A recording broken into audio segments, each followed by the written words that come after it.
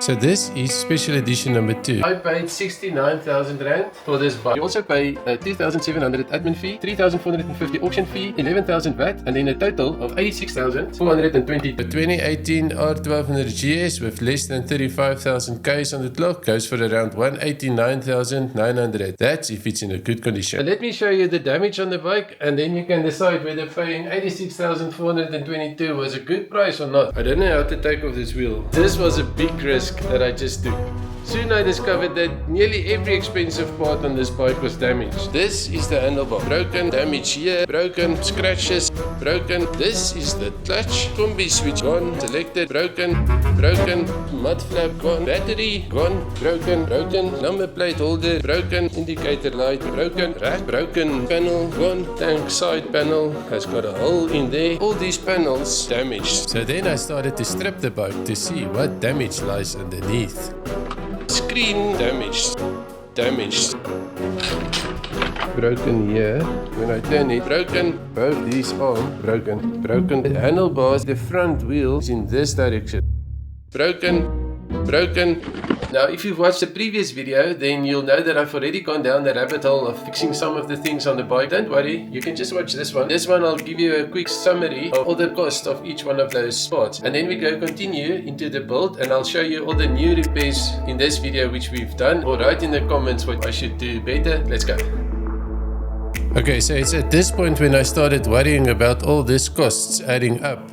And then I found this underneath. There's the air filter, but this whole thing is damaged as well. Something hit it from the top over here. Luckily, whatever hit it missed the fuel tank. So that's a good thing. You see, the fuel tank is still good. So the next thing I had to do was remove the broken airbox. Okay, so the concerning thing that I saw was that there's even more damage on the bike. The bike is perfectly straight. Nothing on the frame is bent whatsoever. Because the insurance also looked at it and said, no, it's a code 2, the frame is not bent. So the silver part is called the frame, and then this part is the subframe. So it's attached here, and then all that this subframe does is it holds up the seat, so you can take off this subframe and replace it. And the reason why I now need to do that is because if I look at this side, it's perfect. This side is slightly bent, which then explains why this exhaust is pushed in. You can see the tire there, it's no space between the exhaust and the tire.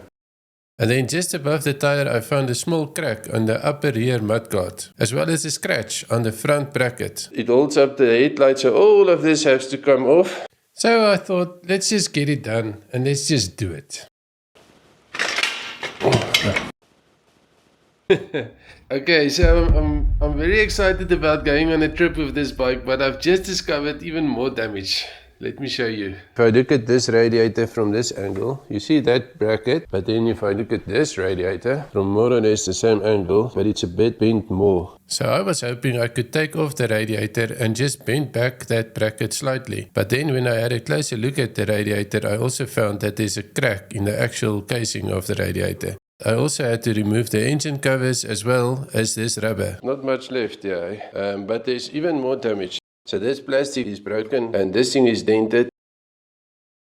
I thought I had learned enough after fixing Special Edition 1, but Special Edition 2 humbled me.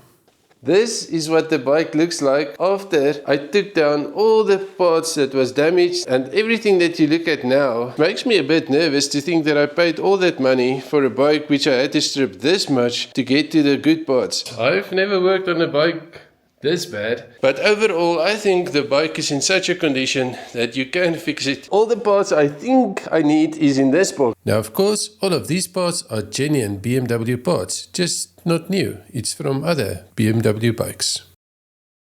Now at this point I just wanted to see something shiny and new, so I went to the dealer to buy a genuine BMW service kit from BMW. Now this was not cheap, but it made me feel good. So then the first thing I had to replace was a handlebar, so I can at least move the bike around. Next thing now, fit all the new parts and see if I can get it to run. Okay, so I've repaired the crack, as you can see over there, with the Q-bond. Alright, now with that crack nicely repaired now, textured bumper paint, I love it. Now this part here that I'm putting back is the main computer of the bike. Now if this part is damaged, you've got a serious problem, because this together with the speedo contains the mileage of the bike. Lucky for me, this was not damaged. I also fitted new indicators, one of only 2 non-OEM parts which I fitted to the bike. Now remember this radiator that was damaged, so I tried to fix it with Q-bond. Okay, so I tried to fix the radiator, but it keeps on leaking. Let me just show you. There's still some moisture coming out. So what I'm going to do is I'm rather going to swap it with the radiator which is on the GSA, and then I'll see if I can still fix this maybe later on when I fix the GSA. But for now I'm just going to swap the two and then move on. The good news is I found a new Airbox, brand new second-hand part, and this part is in a really good condition, so I can fit this onto the bike. Okay, but before I put in the new Airbox here, I want to replace this rubber. Now lucky for me, I got this rubber for free from John from Bike Parts Online. I think John also started to realize that I would need all the help I could get. Thank you, John. Much appreciated. Then I continued to fix the bracket by filling it with powder and then giving it a spray with my favorite color spray. So then I continued to fit back the brackets and everything that goes with it. Luckily, I had Special Edition 3 close by, so I could quickly see where parts must go if I was not sure. So I think most YouTubers would remove this clip right here.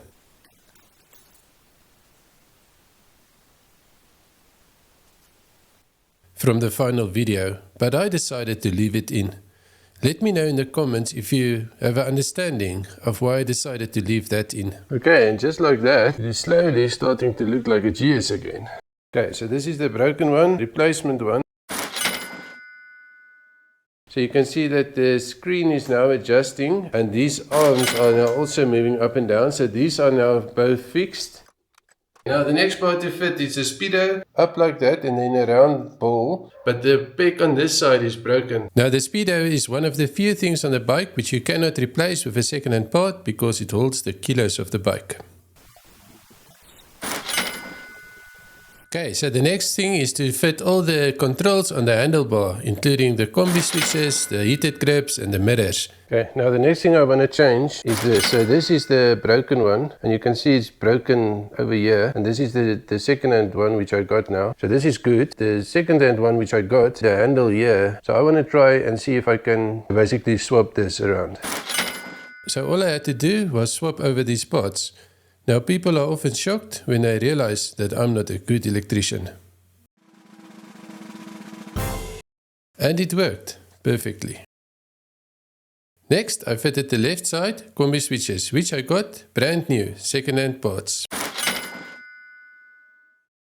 Next I fitted the brake master on the right hand side, and then I fitted the old brake lever to the brake master. This saved me a lot of money. Perfect. That's you. Then through copper washer. Okay, next I fitted the heated throttle grip, as well as the Combi unit on the right hand side. Brand new second-hand parts. Next I fitted the mirror on the right, as well as the mirror on the left, as well as the hand guards left and right. Next I fitted the battery, which I got from the GSA, which I tested and it was working well, so I decided to fit it to the GS. Okay, so this is the key. Make sure that it's not in gear. Perfect. Alright, now nothing. It's completely dead. I hope the computer is not gone.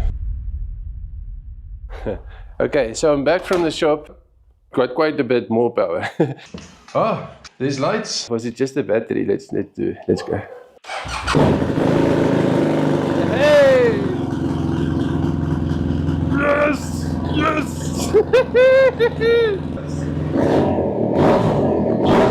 How far would I go to save something which nobody else thought was worth saving? But honestly, at this point, I was past the point of no return. There was no going back, no getting my money back if I stopped now. I just had to finish it, and I had to do it properly. It's broken off, so I need to remove that stud so that I can fix this there.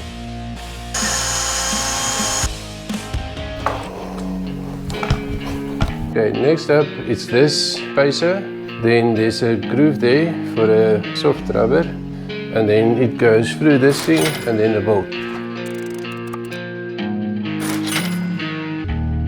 Okay, so the next thing I want to do is I want to fix this exhaust. Now this exhaust is still in a very good condition, except it's got some dents here and another dent there. So I want to try and fix this with a dent removal kit. Okay, now before you laugh, just keep in mind this is the first time that I use a kit like this, and it didn't go well. And I did try to pull out these dents, but this is quite hard, so I couldn't manage to do that. And then I got these two exhausts second hand. So the difference now is this one obviously is dented there, but then I found two different types. So this one is the original BMW exhaust, and as you can see, you can't see through it. So the path of the exhaust fumes is it comes in from the engine there, and then it almost does a zigzag, and then it comes out the exhaust pipes over here. And then this one is the exact same as that one. This exhaust is what's called a gutted exhaust. So it's still the original BMW exhaust, but they open this panel and that panel, and then they cut out the internals so that you've got almost like a free flow exhaust. So it still looks original. If I hold it like this, you can see right through it. So I'm going to fit the original exhaust to the bike. Okay, so that's quite a big difference in the noise level. Alright, so I found some damage on the new Airbox which I bought second hand, and I looked at the old Airbox, and luckily I found that that particular part of the old Airbox was not damaged. So I decided to cut that out. And all it's going to do is go like that. This part will fit in there. And now all I need to do is plastic weld this heat reflective foil, and then I come with the plastic weld. Okay, next I'm just going to take a piece of this mesh and then melt this into the plastic. Same type of plastic which I got from the other Airbox, just to fill this up. Job well done. The next thing I want to do is fix this snorkel. This snorkel is correct here, but it's broken out there. This one is broken here, but it's fine here. I use this fine cutting disc, plastic weld kit, steel mesh. I'm just going to cut off a small portion and then stick that over the joints. And then with the soldering iron, I'm going to melt that into the plastic so that it makes a good joint. And then once that's all finished, I'm going to use this HP body textured paint to give it a nice plastic finish. After I took the Dremel tool again just to smooth off the finish, because new parts are expensive and I don't have a lot of money. And then this part, which is the snorkel, it's also ready for painting. So this I'm going to paint with the plastic textured paint. Now that did not just look good, that is really strong. Well done. Now the next part to fix is this rear mud flap. So it only has a few scratches over there, and then right at the bottom here it's got a few scratches. So I'm just going to sand this off, 150 grit, 400 grit. Okay, now this part is back, it's dried, and I must be honest, this looks brand new. So the next part I need to fix is this radiator surround. So it's broken over there, as you can see. And then what I'm going to do is two of these studs, cut a small piece, melt that into the plastic, and then I'll just finish it off. I just melt it in just until it disappears, and there we go. This is already very strong. You can see right there. Cutting disc. Now I'm going to take a little piece of this mesh. I'm not allowed to use my wife's scissors in the garage. I love my wife, if she ever watches this video. Melt that in. Remove this tape. Very nice. And then the second challenge is going to be this piece here, and on this side of it it's supposed to have another one over there. Now you can see just been held on by two little spots, so it's not supposed to be very strong. It's just supposed to almost hold this in place. One of those flip file holder thingies, which will just help me to get the alignment right.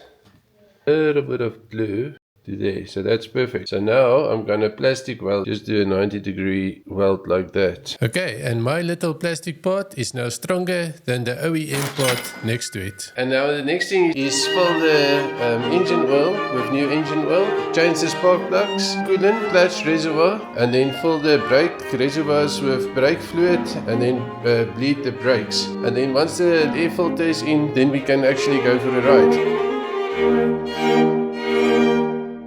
We're going to start with the most difficult one, which is to do the clutch. We have to fill the clutch, the reservoir, with clutch liquid, and then to bleed it, you've got a screw down here. So this is the starter motor, and then just in there, you've got that small bleeding which you have to open and then bleed the clutch liquid through to that point. But to do that, basically you have to remove the battery, remove this casing, remove the starter motor, untie all these wires here, as well as release the exhaust and the exhaust bracket so you can get the starter motor out. And then once that's done, you can open that screw, bleed the clutch until all the air is out, and then replace the starter motor, the battery, and the exhaust again. Alright, progress update. So we've bled the clutch system, and I think the clutch should work perfectly fine now. Next up, I'm going to bleed the brake system. We're going to use the GS 911. That's going to help us to bleed the ABS system. So this is going to be a little bit tricky because it's a very complicated ABS system. Okay, so the brake fluid that I'm going to use, dot 5.1. Now just keep in mind that this is the first time ever that I'm doing this. Lots of courage, reading the manual and watching YouTube videos. So this container I'm just going to use to make sure that this reservoir is always full of liquid when I'm bleeding the brakes. This air compressor, it's around about 9 bar, and then the hose is connected to this vacuum reservoir, and then it creates a vacuum which creates a suction in this pipe. And then this pipe I'm going to connect to the brake nozzle. So I'm going to start with left front, then right front, and then we're going to do the rear. Very nice. So now I'm just going to go to the ABS system, and then I'm going to say service functions, and now it says it's going to run the pump on the bike for 10 seconds. Activate pump, and there it goes. Okay, perfect. So the next thing I want to do is just switch off the bike and on again. And now I want to bleed the ABS system. Okay, now it says follow the mechanical bleeding process. Okay, just a quick status update. Bleeding the brakes and doing the ABS system and the pump and doing all of that calibration was much easier than I thought it's going to be. I'm quite relieved because I thought this might be a nightmare. But with the GS 911, it's quite easy. So yeah, I'm very chuffed. Next up, I'm going to use the GS 911 as well to clear all the fault codes on the bike. If any of the fault codes come back when I ride the bike, I know I've done something wrong. And if they stay away, then, well, I've done it. I'm very chuffed at this moment. Anyway, let's go, let's move on. Okay, so the next thing I want to do is this cylinder heads. This one I've already gone through, and I've sanded it off very nicely, so it is very smooth now. And now I want to do this one. So I'll just show you the damage. On this one there's very little damage, but you can see some small scratches, fine scratches over there, as well as over here. And then other than that, it's in really good condition. But then, so I'm going to sand it off using all sorts of grit. For instance, this one is 240 and it's very rough. Then 600 to 800, 1200, and this, it's a wet sanding paper. So I'm going to add some water while I'm sanding it just to get rid of all the powder. So that's what I'm going to use. So yeah, let's do it. And then I've got some high heat spray paint, which I'm going to spray on this, 3 coats of that. And then that paint has got a special feature where you can bake it so that it becomes a really strong finish for high heat applications. Not that these cylinders come that hot. I mean, the maximum temperature of the engine goes to 100 degrees Celsius. The high heat paint can go up to 600 degrees Celsius. Okay, so the next thing we need to do is to take off the 2 wheels and do the balancing. Let me just show you why I need to do that. The front wheel, I'm going to use this kit, DRC gyro stand, and then I'm going to use a zinc wheel balance kit. And yeah, I've never done this, but there's always a first time, but it's a challenge.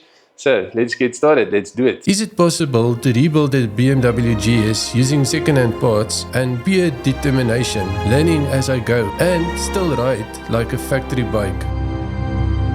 Okay, so the front wheel can work on this tool because the front wheel has got a shaft that goes right through, so you can use this tool with this thing on the one side and the other one on this side. But the rear wheel is not going to work. Inside here, first need to take out lock nut. so that this thing locks the spoke, and you have to take this out in order to adjust the spoke. So once I figured that out, I was in the zone. My garage was quiet, my focus laser sharp. With every spoke of the wheel, I was closer to mechanical perfection. This could be a side business I was about to start.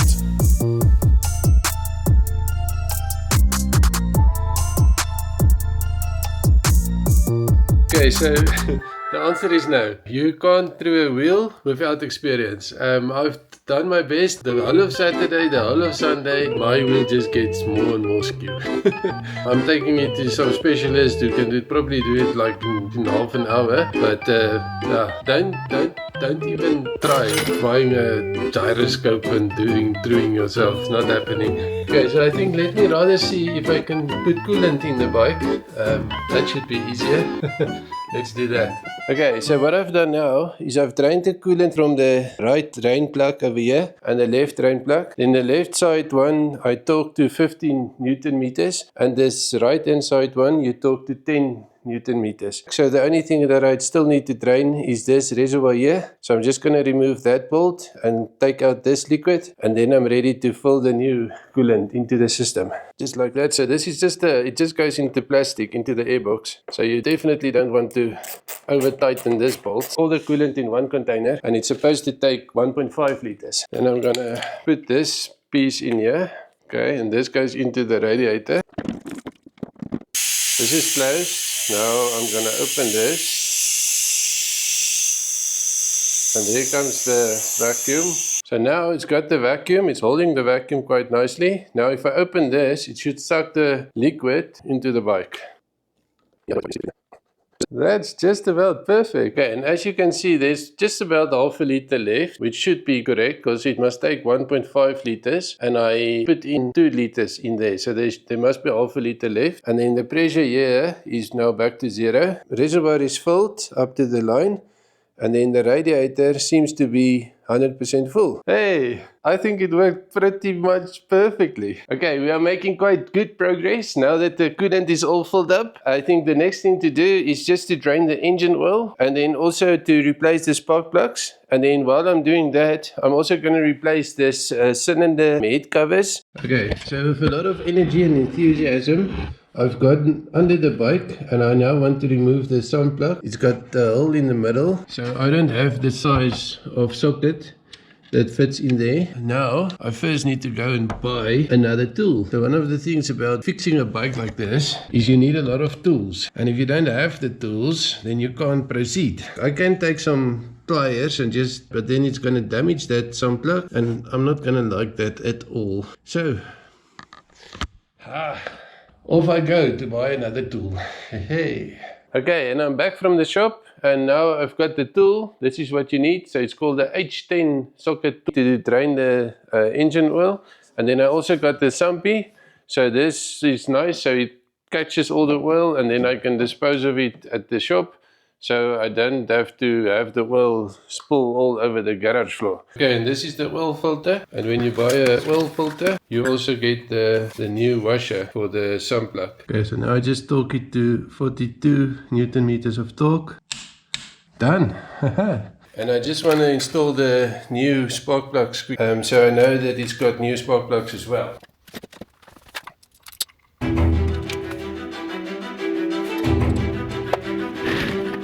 The last time I started this bike, I made a big mistake. I fired it up without adding all the fluids. And after everything that I've gone through since then, I honestly wasn't sure if this bike would ever start up again. But I thought, hey, I've got this. I've got a manual, I've got some tools, and I've got some experience, you know, from fixing the first one. How hard can it be? Alright, so after seeing this tappet covers on the bike, your eye can just see that this is not the right BMW color.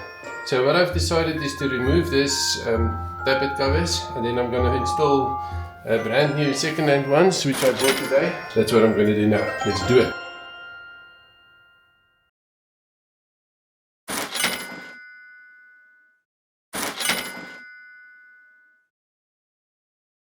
When Special Edition 1 was sold and I've proven to myself that I can fix a bike and sell it for a profit, then I thought going into Special Edition 2 that I can add a bit more personal touch to this bike, but very quickly it turned into something else. The list of parts just kept growing, and parts which I could find secondhand were either overpriced or already broken. So I started innovating. I welded cracked panels, something which I've never done before. I repaired things which I didn't think could be repaired. And I became a bit obsessed at achieving a standard which was just as good as OEM parts, and in some cases even stronger than the OEM parts. But when you dig this deep into a project, you stop seeing clearly. Every late night win felt like good progress was made that day, but I started falling behind on keeping track of all the costs, as well as other aspects of my life, like my health, my family, and even my sleep. And then after everything, and the moments where I nearly gave up, I pressed the starter one last time. And it actually fired up. That sound, that was the moment I finally knew Special Edition 2 had come back to life. Sitting on this bike and you see that boxer engine with the cylinders sticking out on both sides. Very, very nice. 95 degrees Celsius. There we go, 99. When that thing goes to 100, then the fan must come on. 99. Yay! Okay, so bad news. I thought I'm gonna ride this bike by now, but not the case. There's something more that's broken in the bike. So on this side, existing kit that was on the bike, and then on this side is the new kit, and it's got the GS Radiator kit, and then they mix it into a spray can. You can exactly match the color you want. Now, let me show you how much was the parts and how much is the profit. If there's any comment, then I would appreciate it so much. Trying to, save the GS.